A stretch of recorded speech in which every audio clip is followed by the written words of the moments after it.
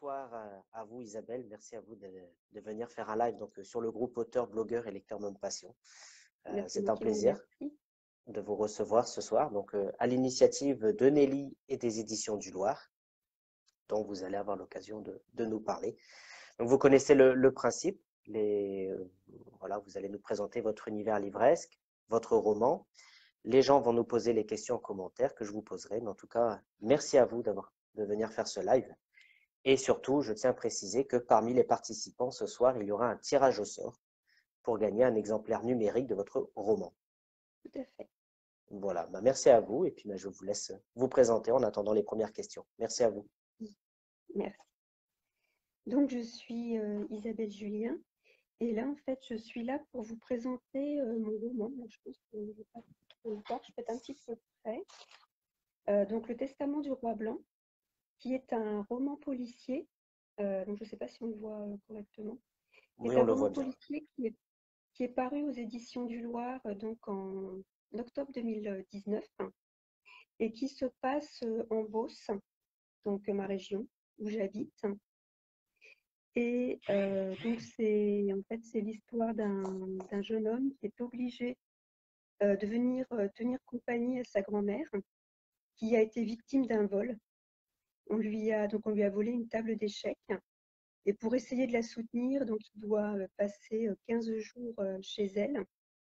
Mais comme les vols vont continuer, que des personnes âgées vont être agressées, il va se sentir obligé de mener l'enquête pour comprendre ce qu'il se passe. Et en menant cette enquête, il va petit à petit en fait être amené à plonger dans le passé de ce petit village et découvrir en fait tout un pan de l'histoire de ce village qui était inconnu de tout le monde, mais ce passé-là ne les a pas oubliés. D'accord, merci en tout cas pour cette présentation. Donc, c'est un roman qui est paru le 25 octobre 2019, donc Oui, on le le 25 répète aux octobre éditions du 2019. Loir. D'accord, donc il y a eu pratiquement un an, là, il y a 2 mois. Est-ce Oui. que vous pouvez donc répondre à la première question de Sonia qui nous demande d'où est venue l'idée de ce titre, qui, on le rappelle, est le Testament du Roi Blanc. Alors j'ai eu beaucoup de mal à le trouver. Au départ, il n'avait pas ce titre-là. Et comme, enfin, le premier titre, c'était Chat. Alors, Chat, S-H-A-H. Donc, c'est le nom persan qui a donné, le mot persan qui a donné son nom au jeu d'échecs. Mais je trouvais que le nom faisait un peu trop mystique pour une histoire qui se passe en Beauce où les gens sont plutôt terre à terre. Donc, j'ai beaucoup réfléchi et il me semblait que c'est celui qui collait le mieux euh, qui résumait le mieux l'histoire. D'accord, ok. Mais ça a mis du temps. Et concernant la couverture, comment ça s'est passé? Est-ce que c'est vous qui l'avez Alors, choisi? Est-ce que... oui, tout à fait. Ce sont les éditions du Loir qui m'ont proposé en fait plusieurs couvertures. Bon, ça n'a pas été facile parce qu'elles étaient vraiment toutes très bien. Mais comme par rapport à la table d'échecs qui a été volée, c'est vraiment l'image qui collait le plus. Et d'ailleurs, je trouve qu'elle est magnifique. Oui, mais justement, J'adore. c'est pour ça que je vous posais Et la question. j'ai vraiment apprécié qu'on me laisse le choix quant à la couverture. D'accord, oui, parce qu'effectivement, j'ai des passionnés d'échecs autour de moi et ils m'ont dit, ah tiens, j'ai vu la couverture, elle est très jolie, effectivement. Ce sont des tours, c'est ça, si je ne me trompe pas. Non, c'est Bah un voilà, un il roi fallait bien que blanc je tombe. et une reine noire derrière. Voilà, oui, bah oui, vu que c'est marqué dans le titre. Voilà. Mais à culpa, toutes mes excuses. Il n'y a pas de souci. Via Virginie qui nous demande, où trouvez-vous vos sources d'inspiration? En fait, c'est vraiment variable. Ça peut être une phrase que j'entends. Ça peut, c'est vraiment très, très, très variable. Une phrase que j'entends ou une idée. Enfin, je peux vous raconter la dernière. C'est vraiment très banal. Pour le roman en fait que je suis en train d'écrire, l'idée de, alors je ne peux pas vous donner l'idée de départ, je ne peux pas vous donner ce que cela m'a inspiré, mais en fait un soir où je rentrais du travail, j'attendais un feu rouge, donc il devait faire assez clair parce que je voyais à l'intérieur de la voiture, j'avais mes deux mains sur le volant et en regardant mes mains, j'ai vu que j'avais des petites taches. Vous savez ce qu'on appelle les petites taches de vieillesse. Mhm. Et c'est comme ça que l'idée du roman que je suis en train d'écrire m'est venue. Donc c'est vraiment D'accord. n'importe quelle. Ça peut être une image que j'ai entendue ou une réflexion que l'on me fait. Euh, c'est tout à fait selon le hasard. D'accord. Donc, c'est pour répondre à Alain Descortes qui vient d'arriver. Donc, bonsoir Alain. Il nous dit, t'es-tu inspiré d'un fait réel, au moins en partie? Donc, la réponse est oui. Alors, Pour le pour le prochain. roman que je suis en train d'écrire, mais pour celui-ci, non. En fait, j'ai écrit ce roman. À la base, c'était pas censé être un roman. C'est parce que ça faisait très longtemps que je n'avais pas écrit de nouvelle histoire. Je retravaillais ce que j'avais déjà écrit, mais sans repartir de zéro. Donc, je voulais juste écrire une petite nouvelle. Et l'histoire m'a entraînée. Donc, j'avais une idée de départ très spécifique, mais que je ne peux pas vous donner, sinon je révèle la majeure partie de l'intrigue. Et, et du coup, bah là, en revanche, je me suis laissée entraîner par l'histoire. Et du coup, ça n'a pas été une nouvelle, mais un roman. D'accord. Et justement, est-ce que vous vous identifiez à un de vos personnages? Pas vraiment, mais le personnage dont je me sens le plus proche, c'est Josette, la grand-mère de Michael, qui D'accord. voilà, fait pas parler d'elle, enfin, mais qui continue son petit bonhomme de chemin sans rien demander. Bien, alors, il y a Virginie Lloyd qui nous dit, l'anecdote des taches de vieillesse montre bien que tout est dans le détail. Voilà. Voilà. Et justement, ça me permet de rebondir sur la question suivante qui demande si vous avez des routines d'écriture ou des Est-ce que j'ai, rituels. pardon, je n'ai pas compris. Des rituels d'écriture, des routines. Est-ce que Pas vous du écrivez tout, plus? Non. pas du tout. J'écris quand j'ai le temps, mais non, pas du tout. Et est-ce que vous avez, quand vous commencez à écrire, est-ce que vous avez la trame de votre livre? Je suis désolée, je vous entends mal, je n'ai pas compris. Est-ce que vous avez la trame de votre livre quand vous commencez? Non, pas Non. du tout. En fait, je sais pour quelle raison j'écris cette histoire. Je sais comment la commencer. Je ne sais pas forcément comment, enfin, j'ai une vague idée de la façon dont ça se termine, mais je ne sais pas forcément comment cela va se terminer. Je sais principalement pourquoi je l'écris par rapport à l'idée de départ que j'ai eue. D'accord. Mais c'est un peu à l'aveugle. D'accord. Et justement, il y a Nelly qui nous pose une question qui dit, l'histoire t'a entraîné, dis-tu, qui commande quand tu écris? Est-ce que c'est vous ou est-ce que c'est vos personnages? Alors au début, c'est moi qui décide qui fait quoi et qui est qui. Mais au fur et à mesure de l'écriture, j'ai l'impression que je suis plus tout à fait maîtresse de l'histoire et que les personnages me donnent des indices pour m'indiquer que ben non, ils ne feraient jamais ça. Ou alors je découvre des liens entre des personnages auxquels je n'avais jamais pensé avant. C'est un petit peu bizarre, mais c'est comme si je découvrais au fur et à mesure que j'écris mes personnages. Et vous faites des fiches? Je leur donne un caractère, enfin un physique et autres, mais au fil de l'histoire, ça peut changer sans que ce soit incohérent, mais ça peut évoluer. Et j'ai pas toujours l'impression que ce soit moi qui décide. Tout du Et est-ce moins, que, et est-ce que vous faites des fiches personnages, justement? alors je fais des fiches personnages, mais pas très détaillées, uniquement pour le nom et le prénom, surtout des personnages secondaires, parce que les personnages principaux, je connais, Ouais. mais j'ai la mauvaise habitude de renommer mes personnages au fil du temps sans m'apercevoir. Par exemple, pour Michael, son père a eu trois prénoms différents. Je me suis rendu compte à la fin. Donc j'ai Ah bien oui. sûr tout corrigé, mais je ne sais pas pour quelle raison je reprenais d'autres prénoms. Donc maintenant, je fais enfin, pas vraiment des fiches, mais je me fais un fichier avec la liste des personnages, à peu près les liens qu'ils ont entre eux, et surtout leur nom et leur prénom avec D'accord. l'orthographe, pour pas changer sans le vouloir au cours d'écriture. Et quand vous écrivez justement, est-ce que c'est sur, comme ça, que ce soit les fiches ou vos idées, est-ce que c'est sur carnet? Est-ce que c'est directement sur votre PC? Comment ça se passe? Non, non, c'est directement sur le PC. J'écris tellement mal que je ne relirai pas, donc c'est uniquement sur le PC. Tout est fait sur le PC. D'accord. Combien de temps consacrez-vous à l'écriture par jour, nous demande Zina. Alors, ce n'est pas par jour parce que je n'ai pas le temps. C'est vraiment quand je peux écrire, donc très souvent le dimanche après-midi. D'accord. Ou là, comme je suis en télétravail, j'ai plus de temps. Ou quelques rares fois le soir en semaine. Mais c'est pas du tout régulier. D'accord. Ok. C'est quand vraiment vous avez le temps, quoi. D'accord. Voilà. Est-ce que vous vous inspirez de séries TV ou de films pour l'écriture de vos romans? Non, alors je suis peut-être influencée inconsciemment, mais je dirais que non. D'accord. C'était une question de Virginie Lloyd. Sonia qui nous demande, avez-vous un auteur préféré ou est-ce qu'un Excusez-moi, auteur vous... Alors, je il n'ai y a pas Sonia compris. qui demande, est-ce que vous avez un auteur préféré et est-ce qu'un auteur vous a donné l'envie d'écrire? Alors, un auteur préféré, pour l'instant, je dirais que c'est Franck Tilliez. J'adore ses livres. Et je pourrais pas vous dire si c'est un auteur qui m'a donné envie d'écrire. J'écris depuis que j'ai à peu près 12 ans, donc je ne me souviens pas vraiment de ce que je lisais à ce moment-là.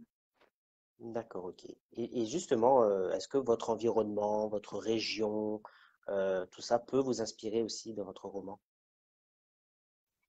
Oui, en fait, pour le testament du roi blanc, j'ai choisi en fait d'écrire sur ma région à moi. Premièrement, parce qu'en fait, la Beauce, c'est une région en fait qui n'est pas du tout, enfin, de ce que je connais, qui est vraiment très rarement représentée dans les romans, qu'ils soient policiers ou autres. Et en fait, là, c'est plus un de mes personnages qui m'a inspiré la région. Il y avait un des personnages, quand je l'imaginais, je ne le voyais pas ailleurs qu'en campagne. Je ne sais pas pourquoi, quand je le voyais, il était toujours au milieu des champs. Et la seule campagne que je connais vraiment, c'est la Beauce. Donc c'est pour ça que que j'ai situé cette histoire en Beauce. D'accord, la Bosse loiretaine, c'est bien ça, pour ceux qui connaissent pas. Voilà, oui, parce que la Beauce, il me semble qu'elle est présente sur deux départements, donc le Loiret et l'Eure-et-Loir. Je me trompe peut-être, mais il me semble. D'accord. Justement, lors de nos divers échanges, vous avez pu me dire que vous étiez passionné d'histoire locale et de généalogie. Est-ce que vous pouvez nous en parler? Alors, moi, j'ai toujours aimé l'histoire locale, et parce que c'est quelque chose qu'on peut approcher facilement. Je peux vous donner un exemple. Il y a quelques années, euh, en fait, mon conjoint qui fait du jeu de rôle, qui est maître de jeu, enfin, parce qu'on fait des parties, voulait faire en fait voulait en fait enfin, pour son scénario, il recherchait une légende qui soit justement près de chez nous. Et on a découvert en fait qu'il y avait un village, Segré, qui avait existé à côté d'où j'habite, mais qui a complètement disparu. Donc, tous les deux, on s'est mis plusieurs week-ends à rechercher. Donc, on a fait de la généalogie, l'archéologie locale. On a recherché, en fait, on a arpenté les petits bois et autres près de chez nous pour retrouver ce village. Et Et on a retrouvé d'ailleurs enfin, les restes de ce village. Et quant à la généalogie, en fait, ça fait un petit peu aussi partie de l'histoire. Parce que mine de rien, quand on fait des recherches, euh, on, bien sûr, on retrouve nos ancêtres, mais dans un contexte historique. Donc, je pense que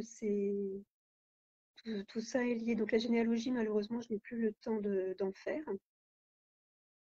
Mais c'est quelque chose de passionnant parce que c'est lié à notre histoire, mais à l'histoire aussi en tout à fait. général. Et l'histoire moi en particulier, l'histoire de ma région, parce que mes ancêtres n'ont pas beaucoup bougé. Enfin, au tout du moins, c'est nous qui n'avons pas bougé par rapport à nos ancêtres. On est toujours dans le même coin. Ok, super. Bah, merci beaucoup. Les éditions du Loir qui viennent d'arriver, donc bonsoir, qui nous disent La Bosse est un personnage principal dans les Testaments du roi blanc. Peut-on imaginer un roman se passant dans une autre région? Alors, oui, enfin, mais le souci, c'est que je ne la connaîtrais pas aussi bien. Mais en effet, j'avais commencé un roman que j'ai laissé tomber pour l'instant, qui se passait en Auvergne. Mais ce n'est pas aussi facile, parce que là, il faudrait que enfin, je me suis déjà déplacée, mais il faudrait que je vienne sur place, que je repère les lieux, ne pas parler d'un lieu d'une certaine façon, alors qu'en réalité, il ne ressemble pas du tout à ça. Mais c'est plus facile sur la Beauce et mine de rien, même si la Beauce pour beaucoup est austère avec ses champs, donc il n'y a pas de montagne, il n'y a pas la mer. Ce sont des plaines à perte de vue. Donc l'hiver, c'est sûr, c'est pas très joli, hein, il n'y a que la terre. Mais, euh, mais non, c'est plus facile d'écrire sur la Beauce et mine de rien, on peut écrire tout un tas de choses sur cette région. D'accord, merci beaucoup. Alors, je salue tous ceux qui arrivent au fur et à mesure, hein. Je vois qu'il y a pas mal de personnes qui arrivent, dont Mathis, qui nous dit Hello, je ne fais que passer, je regarderai la diffusion. Bon live à vous. Donc, merci à toi, Mathis, d'être passé. Est-ce que vous vous mettez des barrières quand vous écrivez et sur quoi vous n'écrirez jamais? En fait, je ne peux, dans mes romans, enfin celui-ci, ce n'est que le deuxième, dans mes romans, il n'y a jamais d'animaux parce que je ne voudrais pas être obligée, avec l'histoire, de leur faire du mal. Ça, donc, D'accord. Sur les animaux. ça, je ne pourrais pas. Voilà. Donc, alors après, c'est malheureux hein, parce que j'arrive à faire du mal à des humains, mais les animaux, je ne pourrais pas. Et pourquoi les animaux alors? Parce que c'est tellement, c'est tellement innocent, ça ne demande rien. Ils sont pas d'arrière-pensée comme chez les humains. Donc, non, je ne pourrais pas. Donc, je Pas préfère ne d'animaux. pas mettre d'animaux, comme ça, le problème est réglé. D'accord, ok. Bah, je pense que ce sera peut-être le seul, vous êtes la seule auteure à ne pas glisser un seul animal dans son roman. Non? Peut-être. Bah, merci en tout cas. C'est passionnant cette histoire de village disparu, nous dit Virginie. Les éditions du Loir. Donc la Bosse couvre je recommence. La Bosse couvre principalement l'Eure-et-Loire. Ah, excusez-moi, le commentaire est descendu. Le Loiret et un peu le Loir-et-Cher, l'Essonne et même les Yvelines. Donc, Ah, merci, bah, je ne savais pas du tout. ça grappille un peu partout. Nelly qui nous demande, es-tu soucieuse du détail et de la vérité historique? Alors, oui, enfin, dans le testament du roi blanc, l'histoire avec un grand H est en toile de fond. Mais oui, j'essaye de coller vraiment, enfin, de ne pas faire d'erreur de date ou de contexte. Donc, oui, j'essaye de vraiment coller à la réalité historique. Et justement, est-ce que vous pourriez écrire un roman historique, vu que c'est votre passion? Euh, oui, mais il faudrait qu'il y ait quand même du suspense ou du mystère. Mais Oui. oui, Oui, parce il ne qu'on faudrait pas que rappelle ce que soit pour ceux juste un qui, roman historique pour narrer un fait. Il faudrait que derrière, il y ait quand même. ouais, parce qu'on rappelle pour ceux qui viennent d'arriver, donc Queera, bonsoir Queera, merci encore d'être là. Vous, c'est plus effectivement policier, polar et thriller, quoi. Oui, Voilà. Tant qu'il y a du suspense, mais pas d'animaux. voilà, c'est ça. Voilà, puisque Nelly nous dit sur les animaux, je te rejoins complètement, Isabelle. Voilà, donc quand vous disiez, Ah, j'imagine que voilà, c'était oui, l'innocence et qu'ils n'avaient rien demandé, voilà. contrairement aux humains. Virginie qui nous dit pas d'animaux dans vos romans, même un chaton tout mignon auquel il n'arriverait rien. Oui, mais il faudrait que je sois sûre qu'il ne lui arrive rien. C'est ça le souci. Oui, parce que vous disiez que vos personnages, au début, c'est vous qui commandez, mais au fur et à mesure, Voilà. c'est plus vous. Donc après, si je suis obligée de tuer un animal, Non. Bon. Ok. Est-ce que vous pouvez nous parler un petit peu maintenant des éditions du Loir, cette maison d'édition? Vous la présenter un petit peu pour ceux qui n'étaient pas forcément présents lors du live précédent avec Sabine, qui est aussi aux oui. éditions du Loir. Alors, les Éditions du Loir, c'est une maison d'édition assez récente, donc, qui est située en Eure-et-Loir, à Châteaudun. Et c'est une maison d'édition en fait qui accepte tout type d'écrivain. Enfin, dans ce sens-là, je veux dire qu'ils soient nouveaux comme moi ou des gens qui ont beaucoup plus d'expérience. Et c'est ça que j'ai beaucoup apprécié parce que moi, je débarque, je ne suis pas du tout dans le monde littéraire. Et voilà, il y a beaucoup de... On vous prend au sérieux, même si vous venez de débarquer, on va dire. Et surtout, il y a beaucoup de respect par rapport au travail que vous avez fait. C'est-à-dire qu'on ne m'a jamais demandé de changer quoi que ce soit au niveau de mon roman pour coller à telle ou telle, je veux dire, idée du moment. C'est vraiment, c'est déjà rien que le fait qu'on me propose de choisir la couverture, c'est vraiment quelque chose qui m'a beaucoup plu, qui m'a touchée. Mais c'est vraiment une maison d'édition qui écoute les auteurs. D'accord, bah Et ça, c'est beaucoup. c'est gentil en tout cas de nous la présenter. Geoffrey Ciné, donc là vous avez un petit peu répondu déjà à la question, mais il nous demandait, est-ce que vous vous voyez écrire dans un autre genre? Non, faut vraiment du suspense pour moi. Oui, il faut qu'il y ait du suspense quelque part, sinon je m'ennuie. D'accord. Mais en revanche, j'ai déjà écrit, mon premier roman était un roman fantastique. Donc ça, fantastique, science-fiction, ça oui, je pourrais écrire De la ce science-fiction. style. Oui, D'accord.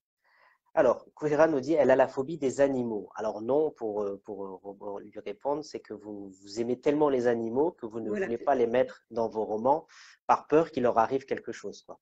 Voilà, Voilà, comme nous dit Virginie, les chats sont si imprévisibles, c'est eux qui foutraient le bordel dans l'histoire.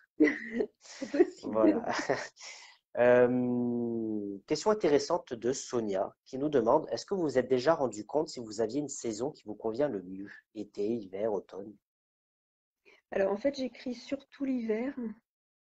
Je suppose que c'est parce qu'on est plus souvent enfermé, mais c'est plus l'hiver, oui, que j'écris. Ok, Enfin, j'écris tout au long de l'année, mais c'est vraiment l'hiver où je vais écrire le plus souvent et le plus longtemps. le plus, l'hiver. Ok, donc là vous êtes à fond dans l'écriture bientôt là. Oui, oui, moi, j'ai déjà un peu commencé. Richard Louis qui vient d'arriver, bonsoir Richard, qui nous dit une super maison d'édition et je suis totalement impartial. Et les éditions du Loir qui dit et des super auteurs. Donc c'est une belle camaraderie tout ça. Voilà, c'est ça. Sacha Noah, bonsoir. Voilà. Fantastique et polar peuvent-ils faire bon ménage? Nous demandent les éditions du Loir. Il me semble que oui, parce que, enfin, moi, les, on va dire les histoires ou les romans que j'aime, c'est quand le quotidien dérape, qu'il dérape dans le fantastique, ou vous savez, un peu style quatrième dimension, la quatrième dimension, ou comme pour le testament du roi blanc, des gens qui ont une vie tout à fait normale, enfin comment dire, parce que Josette, la grand-mère de Michael, c'est une ancienne agricultrice, donc c'est pas, je ne choisis pas des gens qui ont un journaliste ou enfin des métiers en vue, des gens tout à fait normaux qui petit à petit ont leur vie qui dérape, là, soit dans le policier ou dans quelque chose de fantastique. Donc pour moi, si les deux peuvent aller ensemble. D'accord. Est-ce que vous jouez aux échecs vous-même? Alors, je joue, mais à un niveau très, très bas. Je sais jouer, on va dire. D'accord. Ok. Vous aimez les jeux de société? Comment? Vous aimez les jeux de société? Oui. Genre, ouais, d'accord. Oui. Est-ce que vous pouvez nous lire justement un extrait de ce roman, Le Testament du roi, Oui. en attendant quelques nouvelles questions? Ok. Alors, en fait, je vais lire une partie du deuxième chapitre. Alors, pour remettre dans le contexte, en fait, Michael, Josette, sa grand-mère, et Mireille, la voisine, sont sortis et sont sur le trottoir devant chez Josette. Donc, c'est à ce moment-là que commence ma lecture. D'accord. Le klaxon de la camionnette du boulanger interrompit leur conversation. Le véhicule s'arrêta à quelques maisons de celle de Josette. Un homme apparut sur le trottoir. Après quelques minutes, le commerçant redémarra et klaxonna à nouveau avant de s'arrêter devant le haut portail. « Bonjour mesdames, c'est votre petit-fils Josette ?» Celle-ci répondit par l'affirmative. À peine leur pain acheté, Mireille confia son désarroi au commerçant quant au vol de son tisonnier. « C'était un tisonnier en or au moins, lança l'homme en riant. Mireille haussa les épaules, n'appréciant pas du tout la plaisanterie. Le boulanger resta pensif quelques secondes avant de convenir que cela ne valait pas la peine de prendre des risques pour voler des objets de si peu de valeur. Au moins, le Parisien qu'il venait de servir s'était fait délester d'un tableau. Cela paraissait plus normal. Puis il repartit avant de s'annoncer quelques maisons plus loin. Josette allait prendre congé de Mireille quand celle-ci posa sa main fripée sur le bras de sa voisine. « Il n'est pas rentré. De qui vous parlez ?» Mireille fit un signe du menton vers l'homme qui avait acheté son pain quelques minutes avant elle. Il était toujours là. Se voyant observé, il avança dans leur direction. Michael avait écouté toutes les conversations sans broncher. Il allait rentrer faire son devoir de vaisselle, sa grand-mère hors de danger, quand l'homme se présenta. « Bonjour mesdames, monsieur.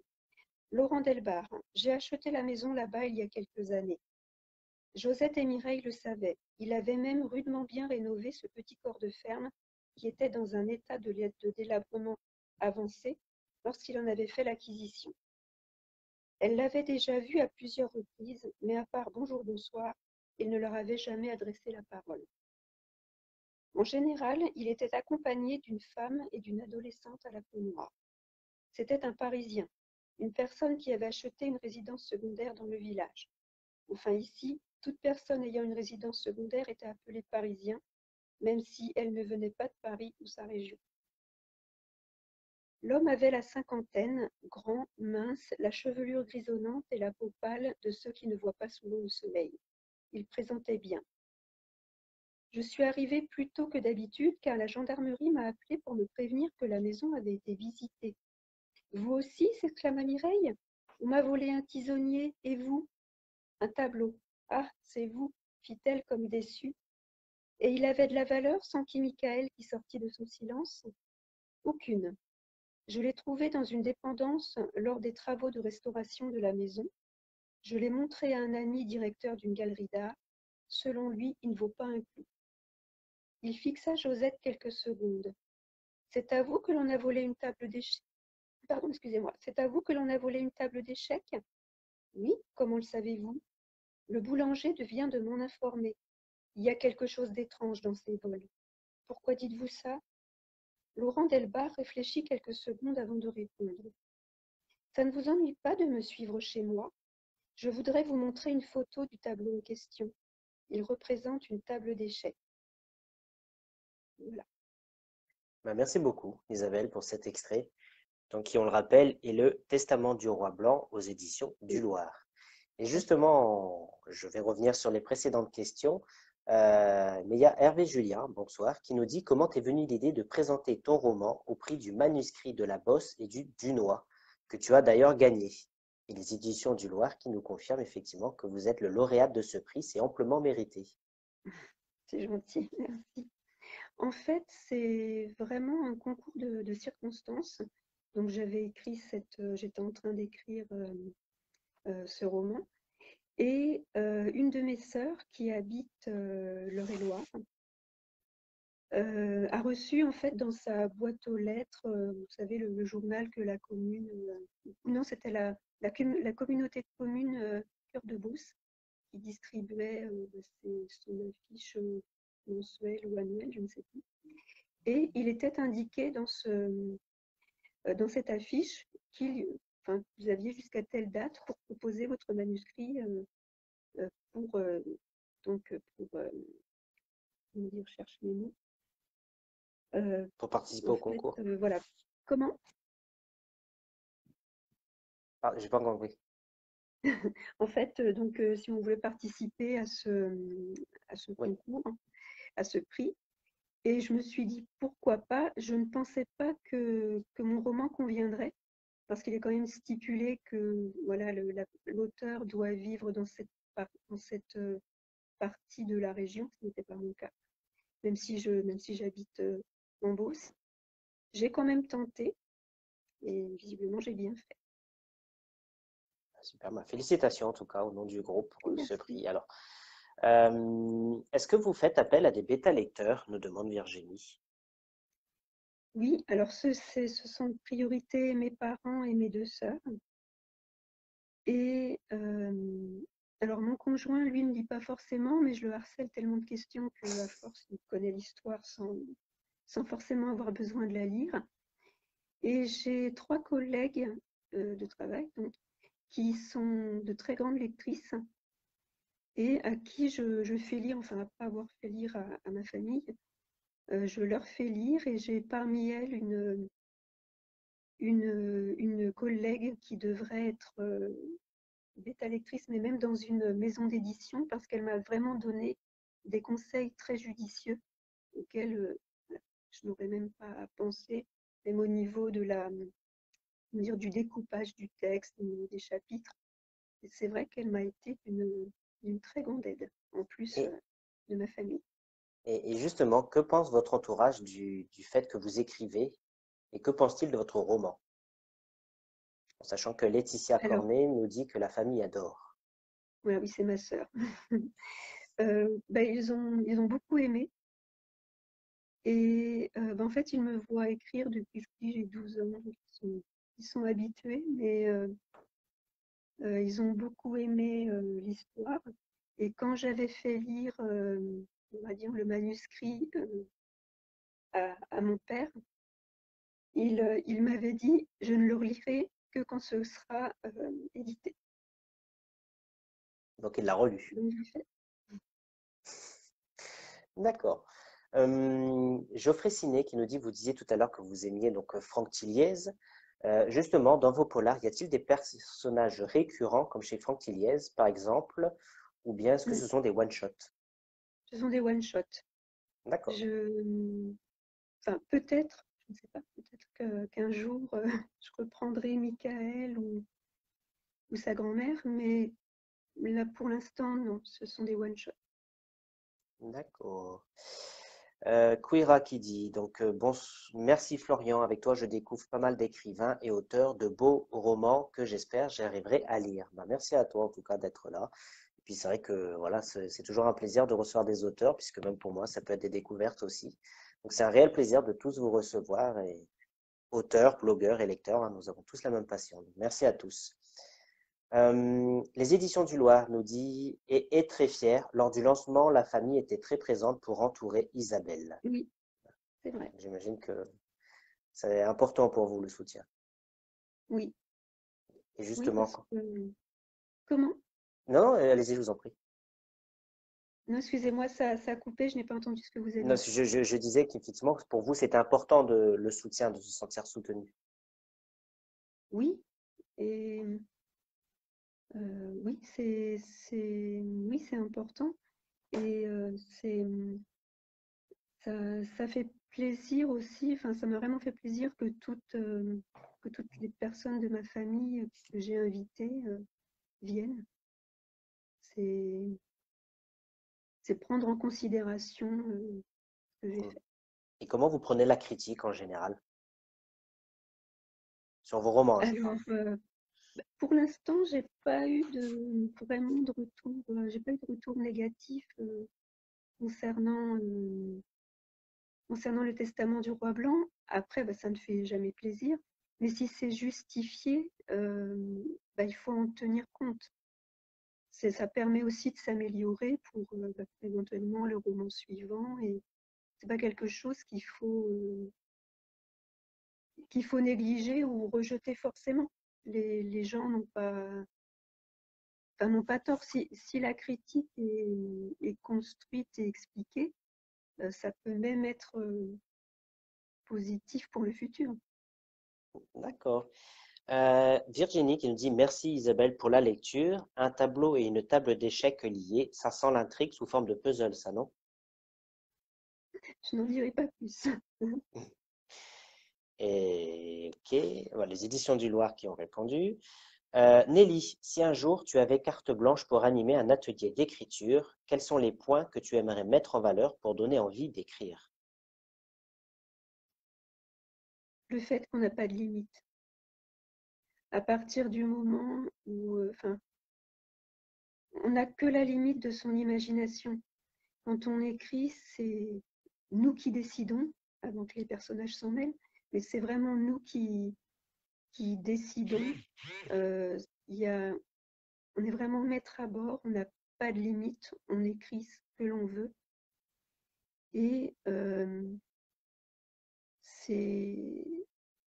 et ça permet de s'évader. Le fait D'accord. d'écrire, ça permet de s'évader. En fait, on n'est jamais déçu. Vous pouvez être déçu par un film ou par un livre, mais vous n'êtes pas déçu de ce que vous imaginez.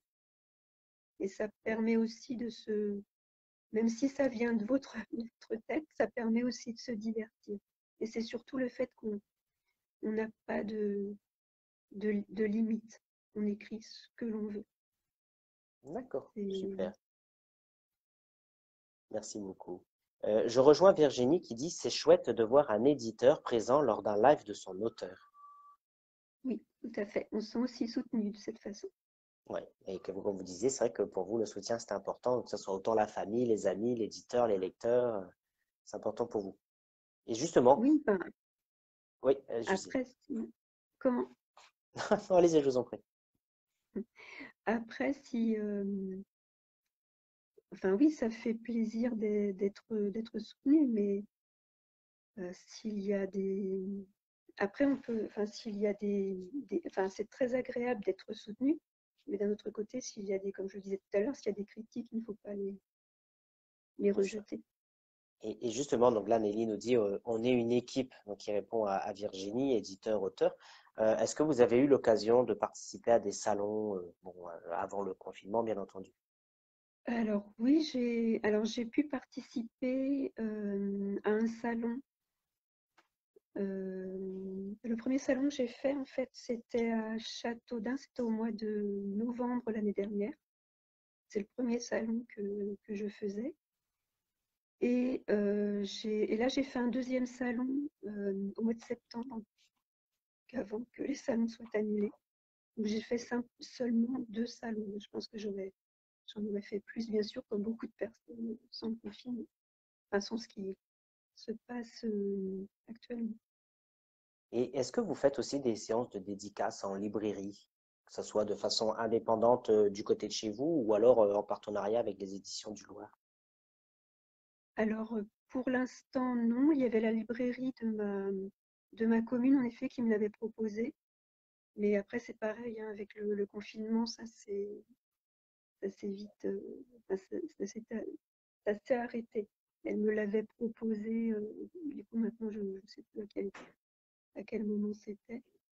Mais je crois qu'elle me l'avait proposé pour le mois de mai ou le mois de juin. Donc, du coup, ça n'a pas Hmm, pu se faire. Et pour l'instant, elle ne le repropose pas, étant donné la taille des locaux par rapport à ce qui est, comment dire, par rapport à ce qui est imposé au niveau du nombre de personnes, ouais, c'est 8 bah, mètres carrés, je ça ne crois. vaut pas le coup de D'accord. d'organiser ça. Les éditions du Loir également qui répondent à Virginie concernant la présence de l'éditeur lors du live d'auteur, qui dit éditrice et chargée de communication présente au live quand l'emploi du temps le permet pour soutenir et accompagner les auteurs. C'est génial ça. Oui, tout à fait. J'ai même eu l'aide, enfin, je vous l'avais expliqué tout à l'heure, mais j'ai même eu l'aide de Nelly, la chargée de communication, qui m'avait aidé à mettre en place l'éclairage. Lundi Oui. soir, on avait eu un rendez-vous pour mettre en place le côté technique et coaching. Bon, et au final, vous vous débrouillez très bien. Parce qu'on le rappelle, c'est Très votre bien. premier live ce soir. Tout à fait. Et alors le ressenti, comment vous vous sentez? Ah, ça va. Vous voyez, ça va. Je ne vous ai pas demandé d'arrêter. Ça va. Bon, Je ne super, panique c'est pas, ça va. très bien. Virginie nous demande, votre roman est-il disponible en e-book? Alors, Oui, oui. Il est disponible depuis quelques semaines, il me semble. Je n'ai plus la date en tête, mais oui, il est aussi disponible en e-book. Qui est à gagner ce soir, justement. Voilà, d'ailleurs. Voilà, Virginie. Donc, pour rappel, hein, tous ceux qui nous écoutent, un roman e-book, donc Les Testaments du Roi, est à gagner par tirage au sort parmi toutes les personnes qui ont participé au live ce soir. Voilà. Virginie nous dit aussi, premier live, Champomy. Merci. Oui, il vaut Voilà. mieux Champomy, hein, parce que sinon, il n'y a pas de live du tout, là. Bon, on va rester sage alors. Mais en tout cas, merci à vous. Là, pour l'instant, je n'ai plus de questions. En tout cas, je tiens à vous remercier encore une fois, Isabelle, d'être venue faire ce live. Ravi que ça soit votre premier avec nous, chez ABL. Voilà, je remercie Nelly, qui est à l'initiative de ce live. Je rejoins Sonia qui dit vous êtes au top. Voilà, pour un premier live, vous êtes très bien débrouillé. On vous remercie. C'est gentil. On a appris pas mal de choses, que ce soit sur vous, sur votre roman, les éditions du Loir, vos passions. Donc en tout cas, merci à vous tous et à vous toutes. Donc à vous Isabelle, les éditions du Loir et Nelly, si j'oublie personne, à la chargée de communication et à l'éditrice qui sont là. Et puis je vous souhaite une agréable soirée et je vous laisse le mot de la fin. Je vous remercie d'avoir assisté, d'assister à ce live. Ça fait plaisir. Donc là, pour moi, c'était une nouvelle expérience, mais pourquoi pas à renouveler.